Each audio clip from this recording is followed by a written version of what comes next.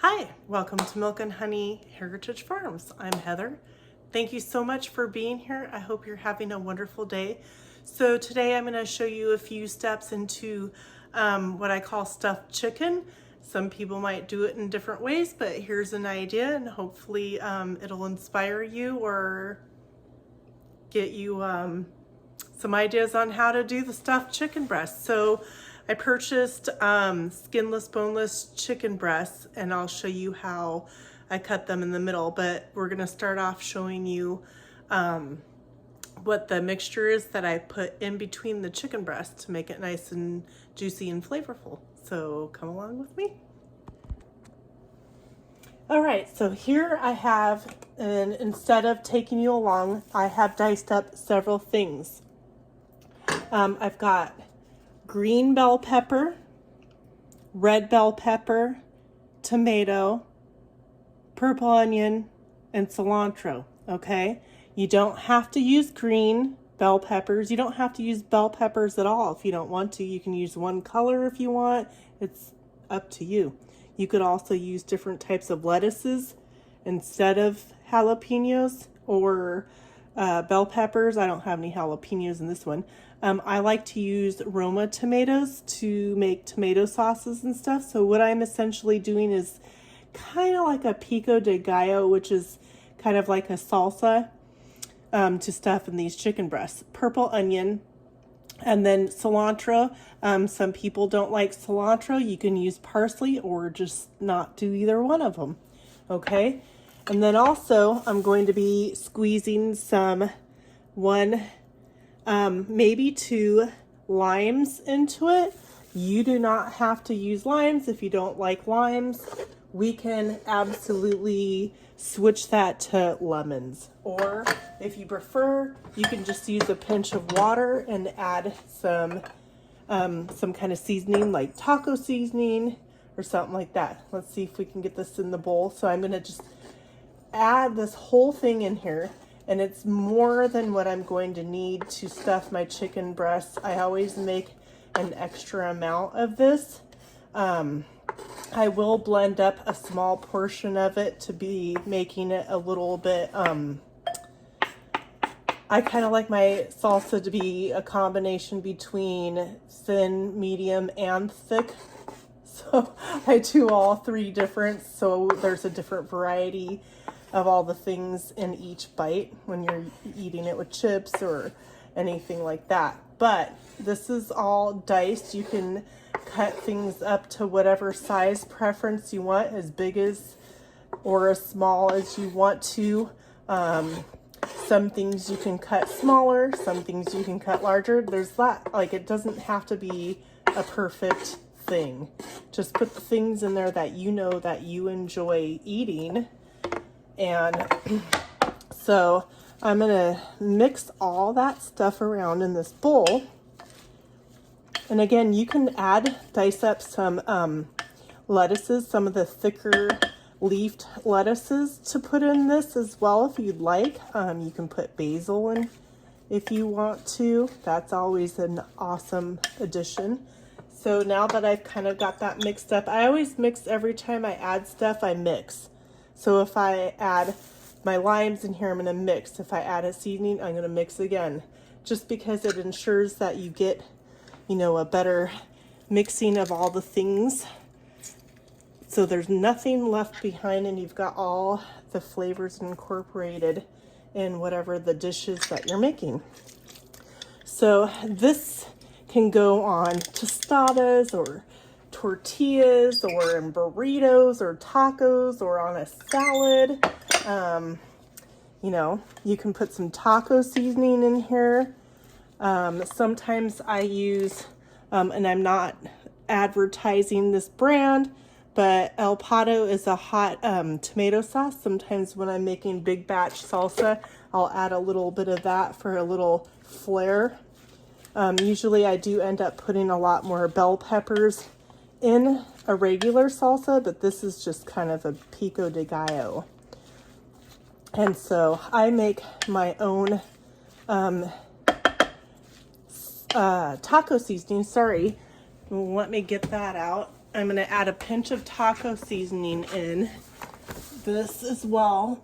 You can, get whatever kind of taco seasoning if that's what you want to. You don't even have to add any taco seasoning. You can add some fresh garlic or powdered garlic in there if you want. It's up to you. You don't have to use purple onion either. You can use white onion.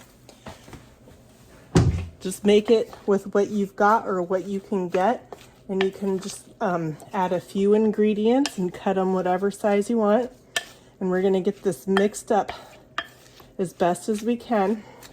So that way that lime and seasonings are hopefully all around all these different vegetables that are right here.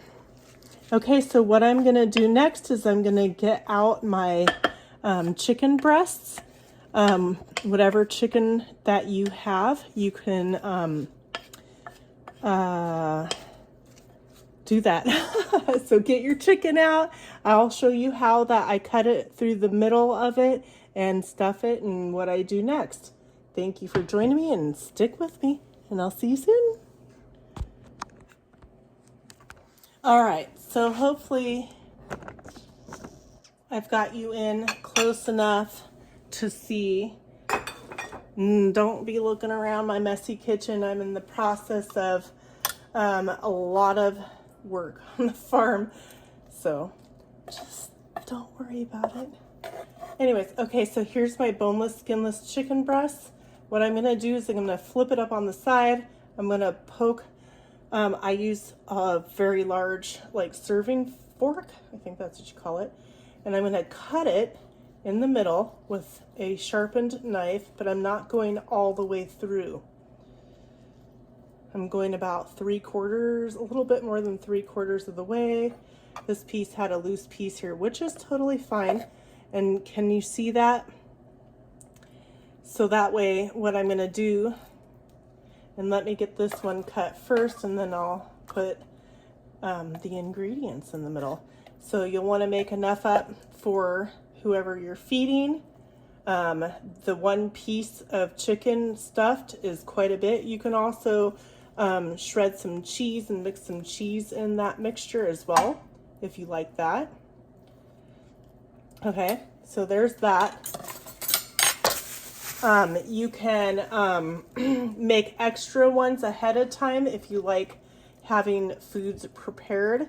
So now that I have this cut in the middle, it's like a little sandwich, right? So I'm just gonna get me a little scoop of the stuff, and I'm going to just fold it kind of like a taco, right? And I'm gonna carefully lift it and set it into a casserole dish. And I'm gonna do that until I get as many pieces of chicken done as I want. I'm not touching my spoon onto the piece of chicken, so that way it's not contaminated, so I can continue to use that for other stuff. So I'm gonna get my baking pan filled, and then I'm going to put a little bit of broth on the bottom so my chicken doesn't dry out. And then I'll sprinkle a little bit of garlic seasoning on the top, and I'll bake it at 350 degrees for about 40 to 50 minutes. I'll keep checking to see if my chicken starts turning like brown. You want to make sure that your meat, your chicken especially, doesn't have any pink particles or spots in it, so that way you know it's thoroughly cooked. So I'll bring you back when I pull this out and it's all done. I'll take a picture before, never mind, just hold on. Okay, so I have my dish. I have a little bit of broth in here, and then you can sprinkle any type of seasoning you want, fresh or however you get it. I'm gonna do a little bit of store-bought garlic seasoning. Not a lot, just a little. If you don't like spicy or whatever, I'm not gonna add any salt because there's already, in my opinion, enough salt. If you want to add more salt, add more salt. Just a little bit of pepper, and voila, there it is. You want to preheat your oven to 350, and you want to cook it for somewhere between 40 and 60 minutes, depending upon how warm your oven is.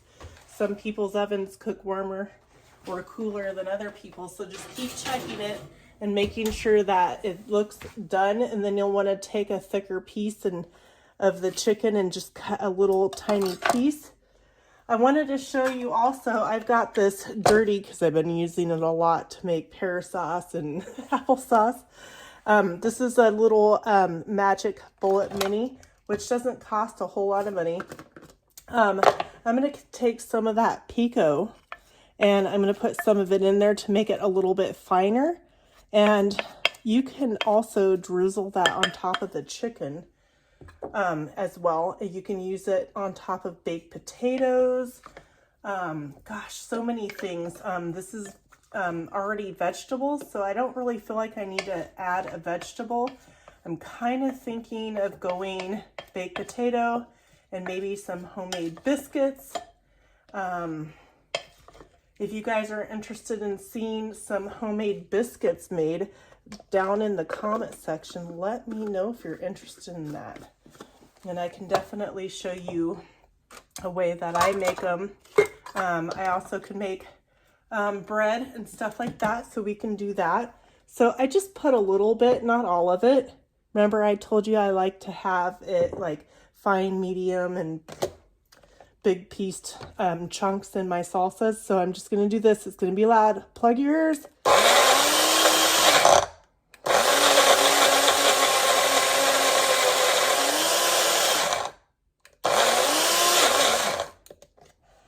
Voila.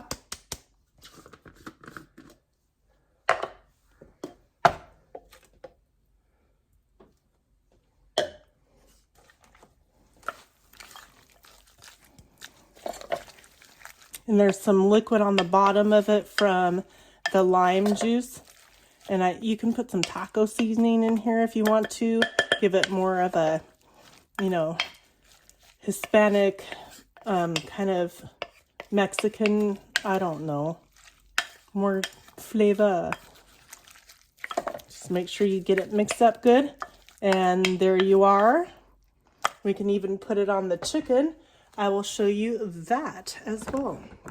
So let's get you to where you can see. I hope this video isn't boring you. I'm just trying to show you guys some different options that you can do or not do. You know what I mean? It's just ideas. So you can just take some, like I said, it's different sizes, whatever you want to do. Sprinkle that on. And that'll just make your meat not get dried out with the broth. If you don't have broth, just use some water and put some seasoning in it. Okay? And this will make your chicken nice and tender. Look at that. Looks good, huh? So I'll do a clip at the end showing you guys what they look like when they're all done. And I thank you so much for being here with me today. So have a wonderful day. Don't forget to comment and a thumbs up. Do a thumbs up. Share it out. Thank you so much for being here and have an amazing day. See you on the next one.